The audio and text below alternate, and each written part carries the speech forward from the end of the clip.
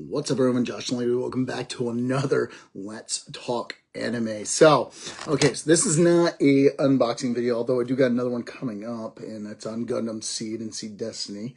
Only because it was a really good deal. So yeah, those are super rare animes considered grails and Gundam. But yeah, so I kind of want to talk about anime. There's a video that I was watching on YouTube and how they were talking about how anime has become over mainstream, too mainstream. And to be quite honest with you, I disagree with that. Okay, there's still plenty of people out there who are confused on what anime is. There's too many family members out there where parents are thinking, oh, anime must be just a type of cartoon.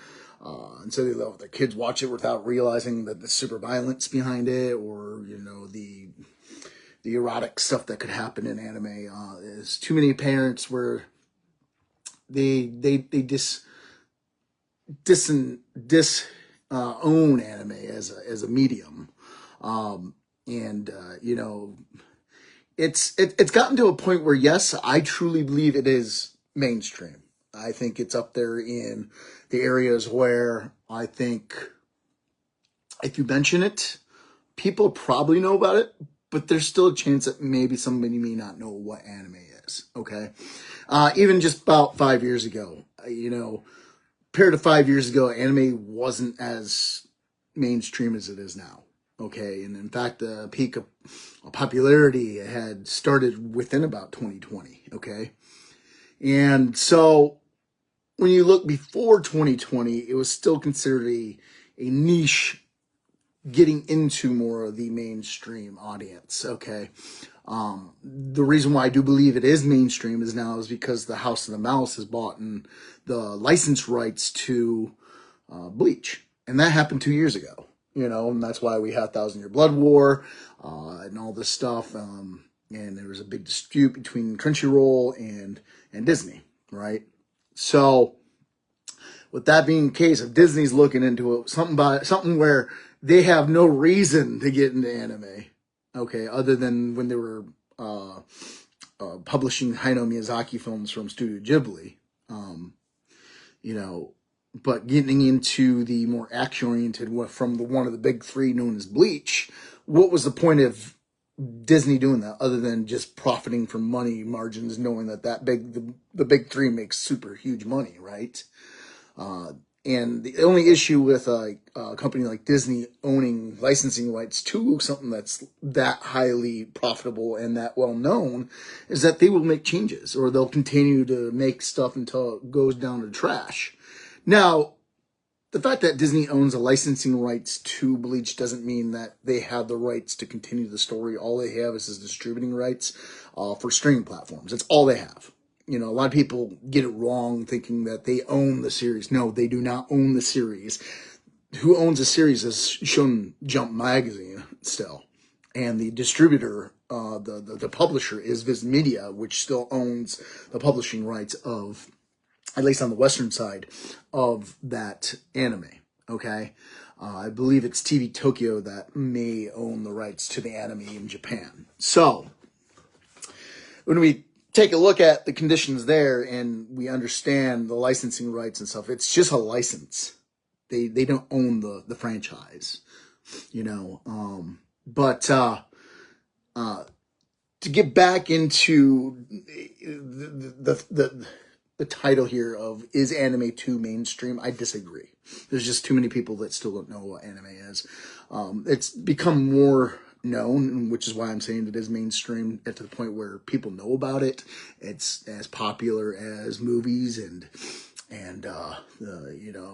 TV shows that you would see streaming because of streaming services such as High Dive and Crunchyroll. I think if those platforms weren't around, even Funimation when they were their own cells before Sony bought them, I think if it wasn't for the fact that these major platform holders that licensed out anime on their streaming services, anime probably wouldn't have been as a big explosion during the mid 20 teens, and then 2020 when it became ginormous. Okay. When I was growing up, anime in itself was still a very niche thing. You know, it was only being shown on Adult Swim, or it was only being shown on Tsunami, and or you'd have to go online and watch it illegally and bootleg it because streaming it online, because most of the anime was just not coming West Side. It wasn't until streaming services such as Crunchyroll, which was the first big one other than Funimation, that brought a streaming service to the West so that we could watch anime as if it was normal. Okay. And then obviously we know in the 20 teens that Crunchyroll became ginormous. In fact, actually Crunchyroll became ginormous in 2010. Okay. And then it just got bigger and bigger since then because of Sony. When Sony bought Crunchyroll and then bought Funimation, merged the two, it's now this ginormous entity because they also own Aniplex, which is a DVD Blu-ray distributor, right? And so that's what made anime ginormous. It's honestly Sony. In my personal opinion, I think Sony actually made it mainstream. But it's not to go to say the least that Disney is now buying rights to anime, and they're exclusive publishers, not owners, but publishers to Tokyo Pop now, which back in the day, Tokyo Pop used to be the number one biggest manga distributor, okay? And then it was a Shonen Jump magazine.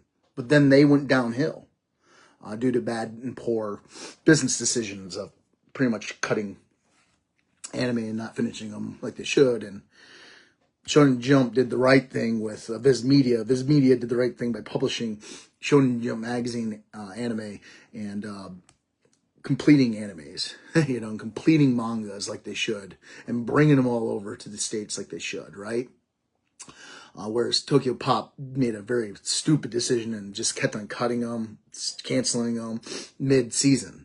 That's a horrible decision, and you can see why the company went downhill.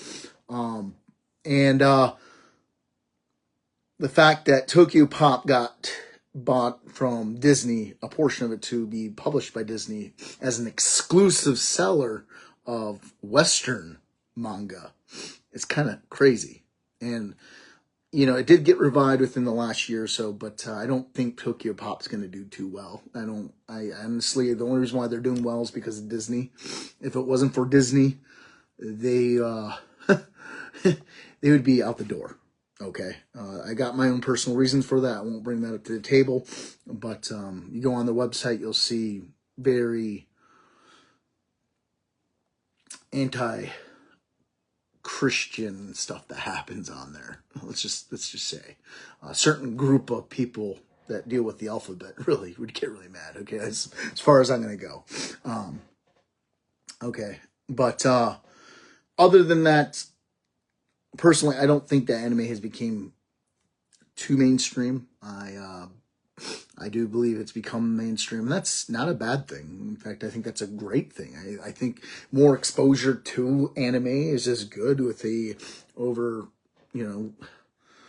saturated market for other things such as stupid cartoons from Cartoon Network. There's a reason why Cartoon Network went down. It's because anime became a big boom.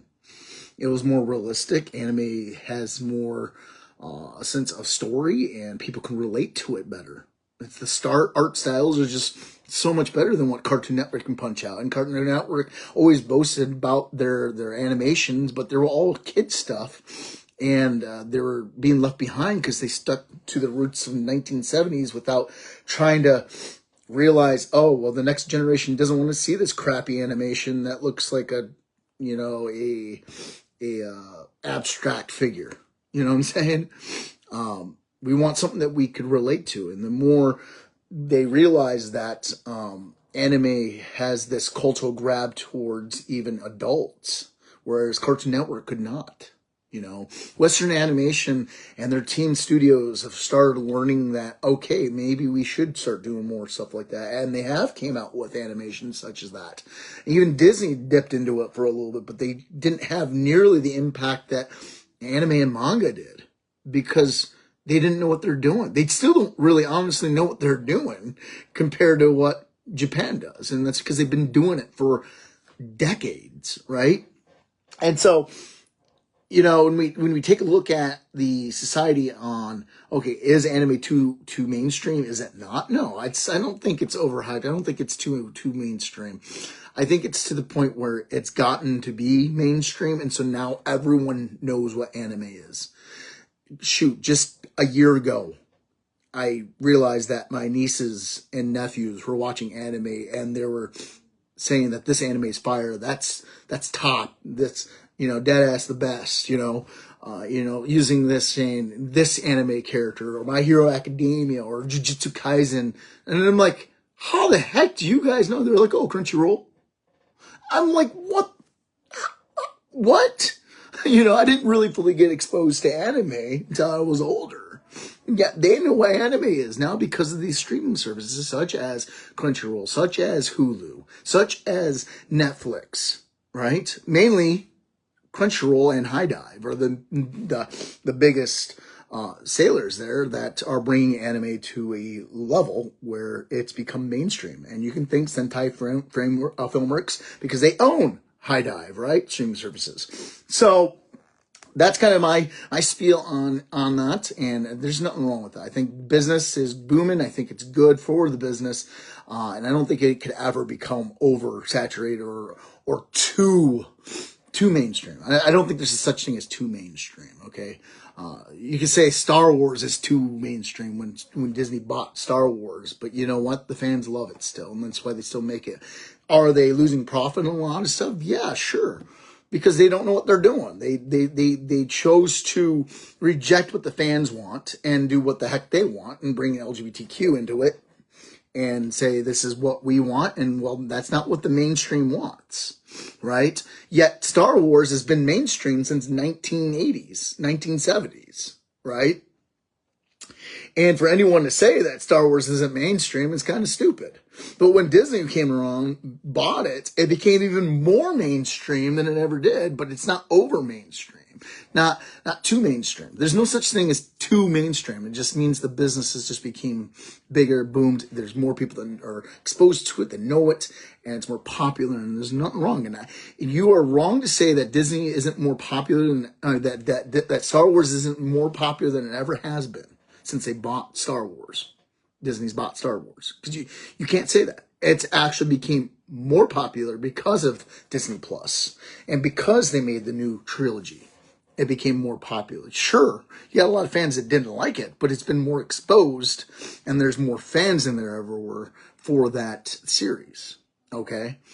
But with the business decisions and how they do stuff, I think Disney needs to go back to the drawing board and figure out who they really are.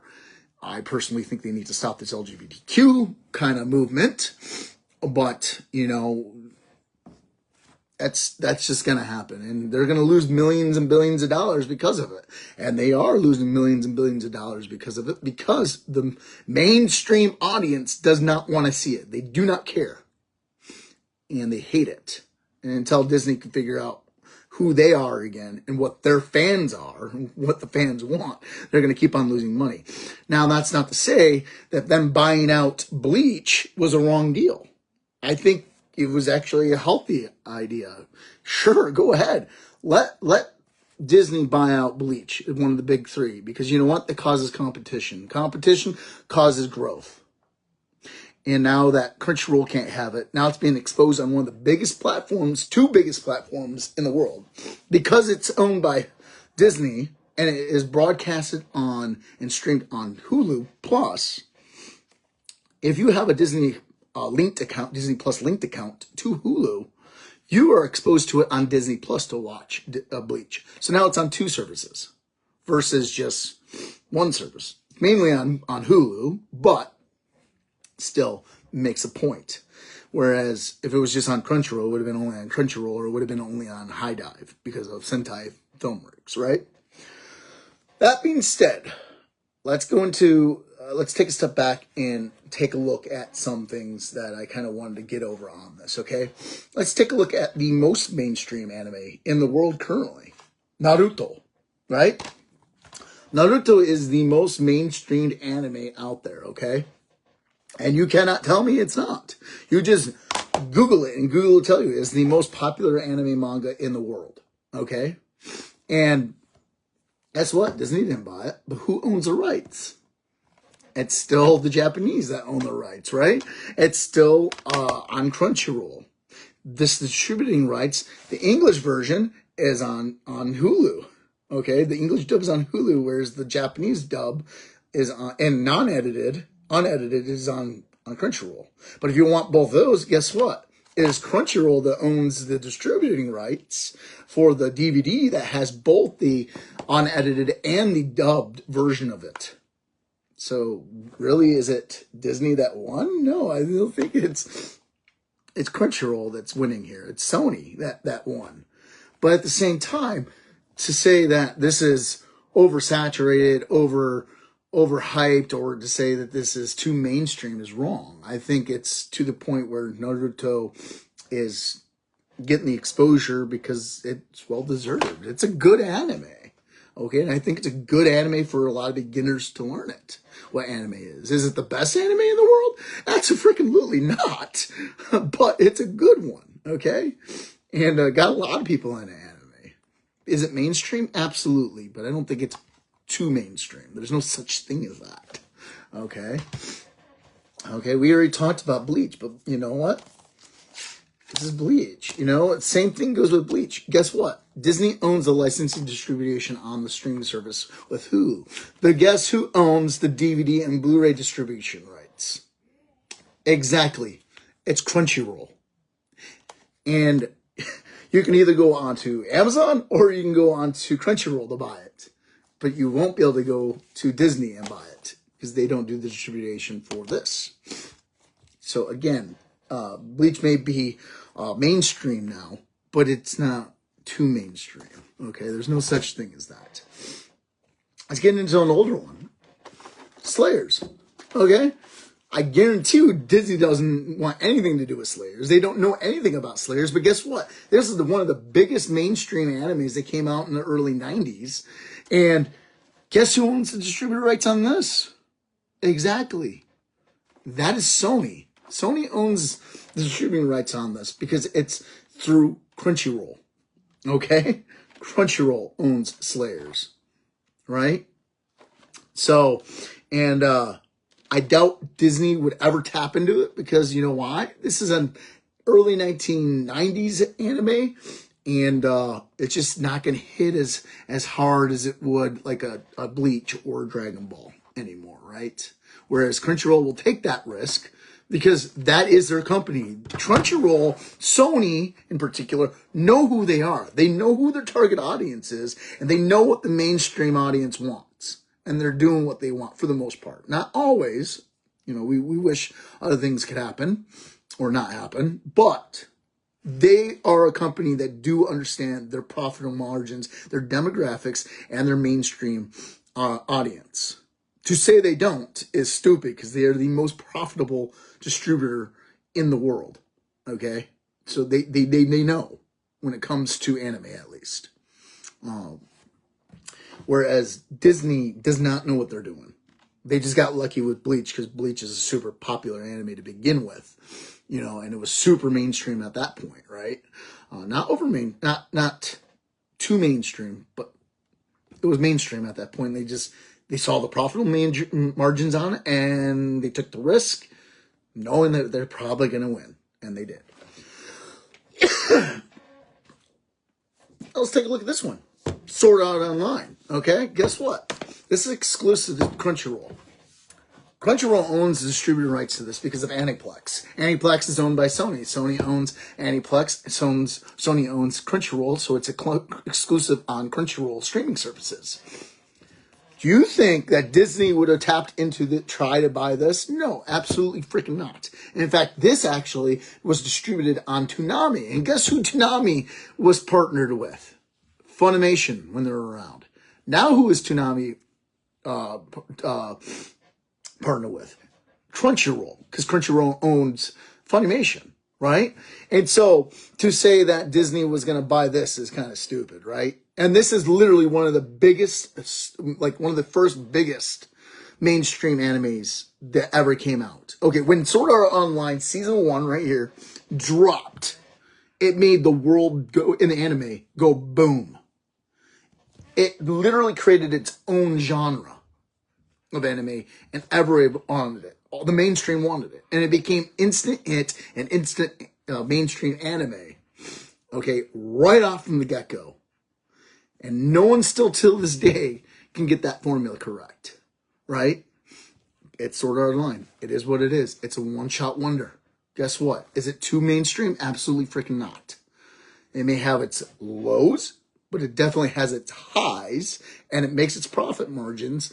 And when it comes to profitability, when you're selling an anime exclusively for $150 to $300 per season, that tells you that it is super popular and the mainstream knows about it. And they're willing to risk making it that price because they know for a fact that people are going to buy it. And is that a bad thing? Can be for people who can't afford it, but is that a bad thing for collectors? Absolutely not. I think that's actually healthy in the industry. I don't like the fact that the prices are so high. I think they could drop it down to $150 for all the seasons instead of having $300 on the last two parts of the season 3. But that's a personal opinion. But they also got to understand the production costs as well, and you factor all that in. But is it justified by the mainstream? Absolutely. Is it too mainstream? No. No. In fact, there's so many people out there who still don't even know what Sword Art Online is. And it's probably the most biggest mainstream anime in the world at the moment, other than probably Dragon Ball, Bleach, Naruto, and One Piece. Okay?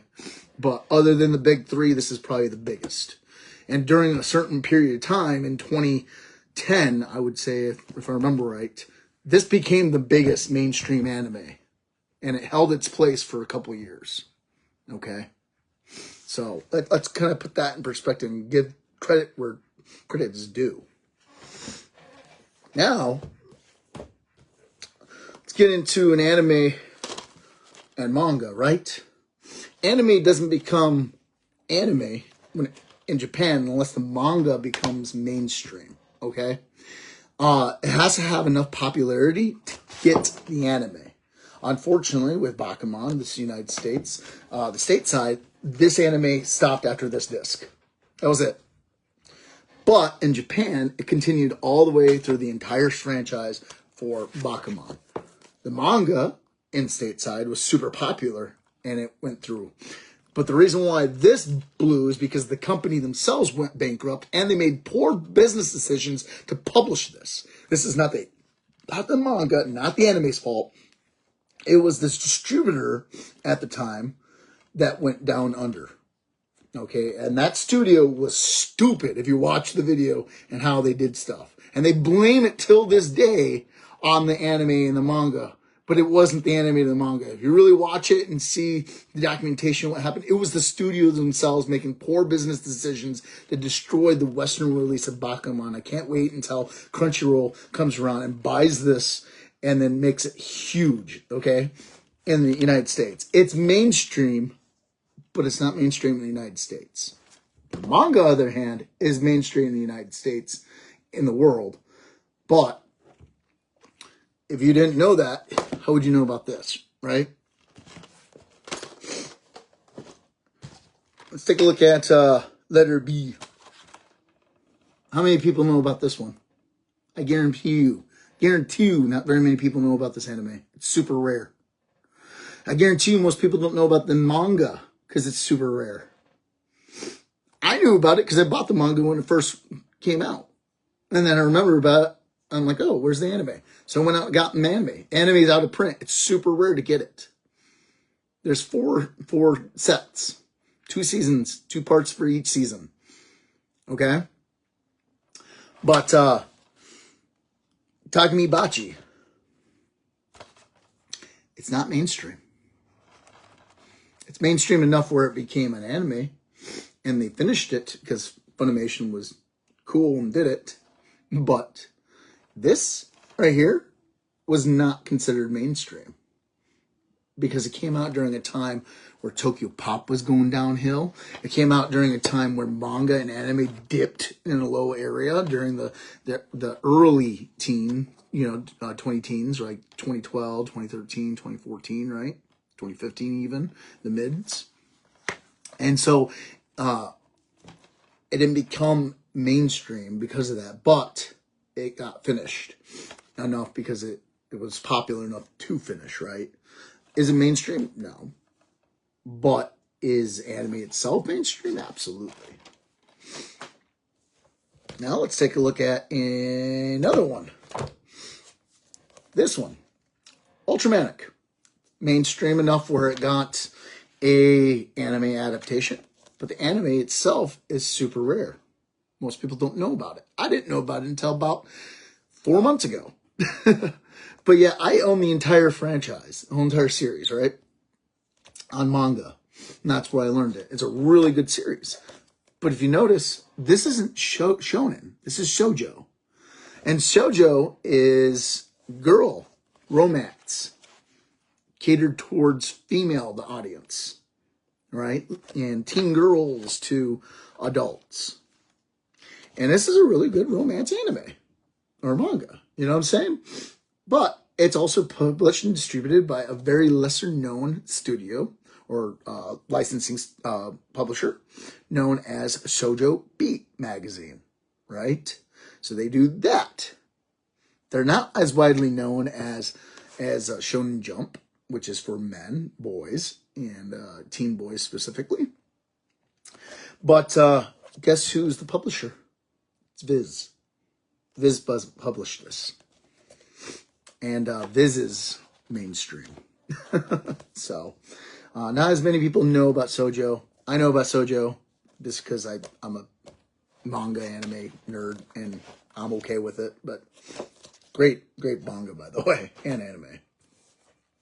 Last thing I want to talk about is Dragon Hunter from Tokyo Pop, okay? This is a mainstream manga, but it wasn't so popular to the point where it got its own anime. Now, this is a manhwa, okay? This is a Korean manhwa, but it's got enough to where it was 18 volumes in print, right? Physical print, and then after that, it went digital. Destroyed all of its fame for it. And then Tokyo Pop, shortly, literally a year after that, due to bad business decisions, shut down. Lost all their license rights for all their manga. You know who owns this license? It's a mainstream company. It's called Kadokawa. Kadokawa Manga owns Dragon Hunter, okay? I don't know who the Korean original company is, but the Japanese distributor is Kadokawa, okay? And then it was Tokyo Pop that licensed it here in the United States, and all went hell after that, okay? And it never got an anime. It's not like Solo Leveling, which is a manhwa, a Korean cartoon that got an anime. Just never got popular enough, and the main reason for that is because of Tokyo Pop's bad decision. This got canceled after 32 volumes, right? It finished it in Korean, but it never finished here in the United States. In fact, actually, the rest of the manga that went on to digital, you can't even find anymore. You'd have to download it on PDF, and that's illegal, right? You don't have the rights to do that.